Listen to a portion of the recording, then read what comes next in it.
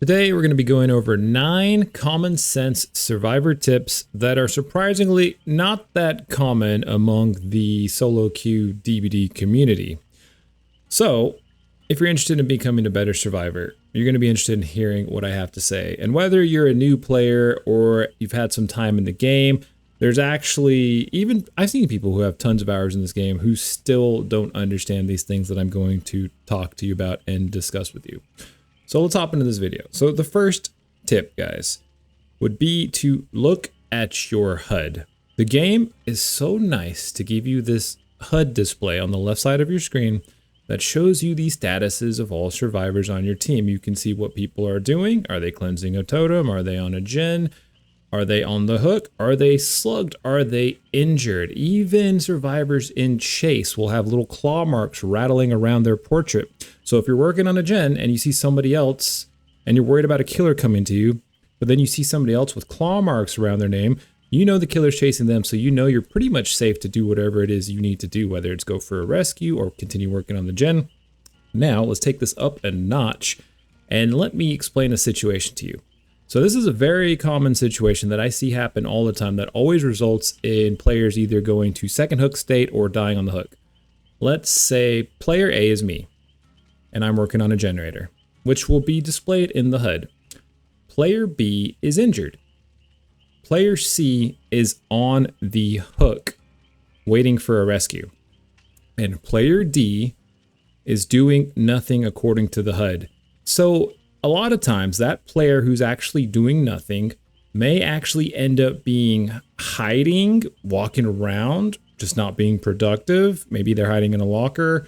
Maybe they're just crouch walking across the map. But here's the thing, guys. That player may not realize that they are signaling to their team that they're the ones who are going for the rescue, even if they might not be going for the rescue. Because if I see one player on a gen, or I'm on a gen, and I see one player is injured, it's assumed that the injured player is not going to be the one who goes for the rescue unless it's a dire situation because you want your healthy teammates to go get the rescues. So if one person's injured, one person's on a gen, one person's on the hook, but one person's doing nothing, the whole team is going to assume that the person who is doing nothing is probably going for the rescue, unless you're the person on the hook who can see all your teammates and see that this person's actually just completely clueless. Because because it's 50-50, sometimes that's how the game should be played, and that's the player who is actually going for the rescue. Because you don't want to waste time, guys. You don't need everybody to be off of gens. You need one person going for the rescue. You need everybody else to be productive, doing gens and working to progress the game. So be mindful. Next time somebody's on hook, what are you doing? If you were just walking around doing nothing, you might need to go for that rescue, buddy. Because you're signaling to your team that you're probably the one who's going to do the rescue. And if you don't want to get the rescue, you're too far, hop on a gen so they know that you're busy and you're doing something so someone else can hop off the gen who's closer to go get the rescue. Now, let's segue into unhooking. Ooh, my goodness, guys. All right, so the first thing about unhooking, guys, is one, you should never unhook in front of the killer, or if the killer's anywhere close to the hook, do not unhook that survivor. Some people just feel allergic to hooks and like they need to run in and unhook instantly. That's pointless. You do that, the killer's going to turn right around and come tunnel the survivor that just got unhooked.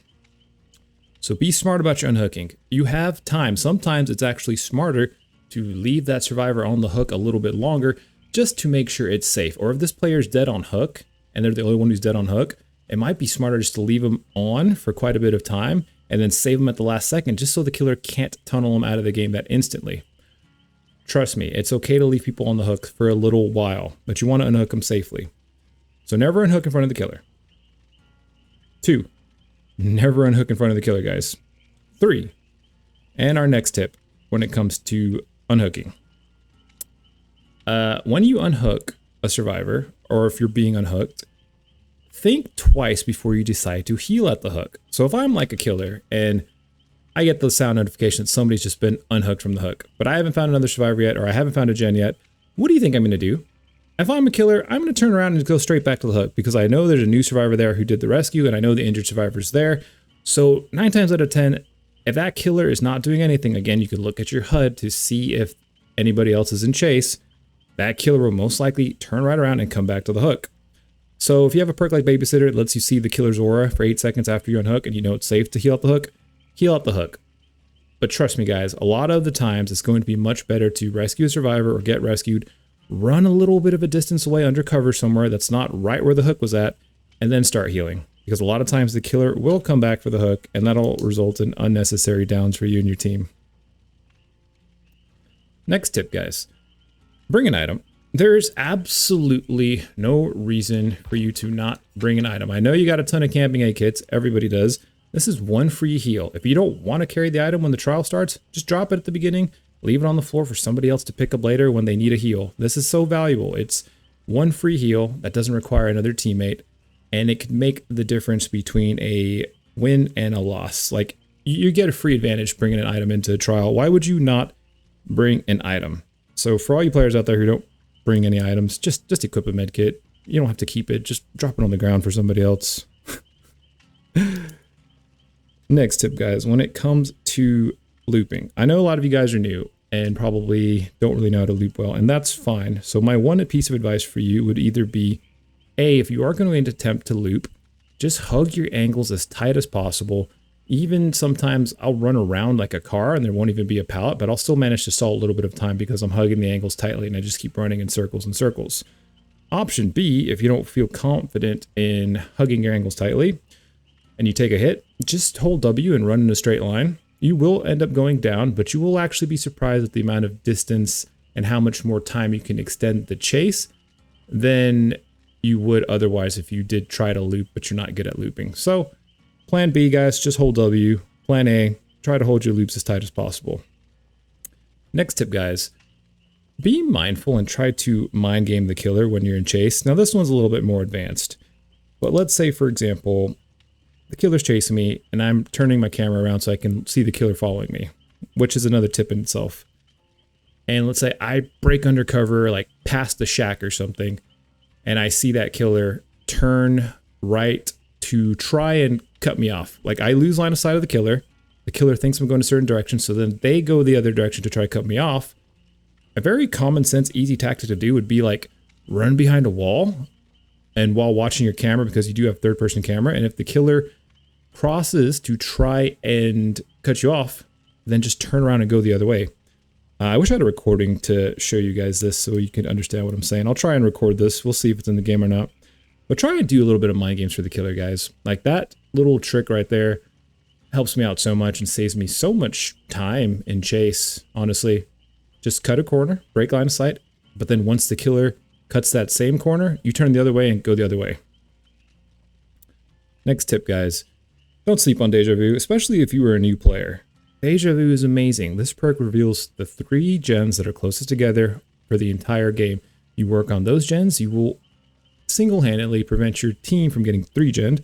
A 3-gen is when the 3 gens closest together are the last gens on the map, which is super easy for killers to defend, and we usually end up resulting in the killer winning the game. But if you have Deja Vu, you don't have to waste any time finding gens. This is an amazing perk for new players, an amazing perk for advanced players. Maybe if you're super vet and you know where all the gen spawns are, like the back of your head, and you're keeping tabs of it and going the extra mile to space out the gens and not get 3-gen, sure, you don't have to run this perk. But for everybody else, this takes the guesswork out of it, and this makes DBD so much easier, especially on indoor maps, guys, like Midwich or Hawkins Laboratory. Deja Vu is so clutch and will help your games flow so much smoother, especially for new players. Next tip, guys. This is a very common one too. A lot of times, something crazy will happen. Let's say there's a fast guy, the Blight, Lethal Pursuer. You'll see everybody's auras at the start, and he'll bum rush somebody and get an instant down within like 2 seconds, then hook him. In that situation, a lot of people actually quit, whether it's that player killing themselves on hook, DCing, or teammates DCing. But here's the thing, guys. One fast hook at the start of the game doesn't mean game over. And you'd be surprised if you played it out how many of those games you could actually win or come out with like a 3-man escape. Sure, it is a rough start, but I would highly recommend in those situations, just play it out a little bit more. Now, if that person gets tunneled off the hook at 5 gens immediately right afterwards, then sure, the game is probably over. But one down and one quick hook at the start of the game does not mean the game is over. So try not to get disheartened and try not to quit that early on, because a lot of times you guys can actually turn it around and you haven't even seen how good the rest of your teammates are. You're just going off of a really quick, easy down, which is lucky on the killer side. And then the last tip, guys, is going to be when your trials are down to only 2 players remaining. And at that point, you have to start thinking about a hatch escape. So there's two scenarios here. One of the players gets hooked. In that case, the polite thing and the thing that normally should be done is that player should just let themselves die on the hook, so then the last player can get the hatch. Don't be that player who's hanging on for dear life, expecting your teammate to come rescue you, but because you're taking a long time to die, the hatch doesn't spawn and the killer's able to find your teammate. You don't want that to happen. If there's only 2 of you guys left, whoever gets hooked first, just sacrifice yourself and give that last player the hatch. A lot of people don't actually understand that in a 2v2 situation. And then the second option is if there is 2 of you guys left and you have actually managed to finish the generators and open one of the exit gates. Now, let's say your buddy's in chase somewhere on the map. You have 2 options. One, you could go try and body block for them if they're not too far away. But if they are really far away and you have no idea where they're at, sometimes it's better to just leave the map completely, just so the hatch can spawn on the map. And that way that survivor can also either go for the exit gate or go for the hatch to escape. A lot of people don't think about this. A lot of times when it's only 2 people left, somebody will open the exit gate and they'll just stand there waiting for their buddy forever, which I get. Sometimes you want to body block, but also be mindful that sometimes it might be best to leave just to get the hatch to spawn in for your teammate so they could potentially get an easier escape, especially if it's somewhere like Raccoon City and you have a killer camping that one big entrance to the main gate, so they're probably not going to get by if they're injured. Just leave and let them get the hatch or something. Anyways, I hope you guys enjoyed these common sense, not so common tips and tricks. I hope you guys apply them to your games. Let me know if any of this was news for you and which ones you liked the best. Anyways, I'll see you on the next one. Bye.